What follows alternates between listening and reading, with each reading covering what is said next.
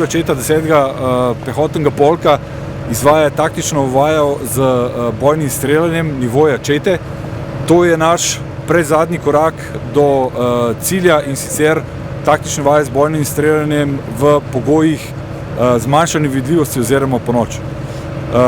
Uvajali bomo dva nova elementa v naše najtežje usposabljanje.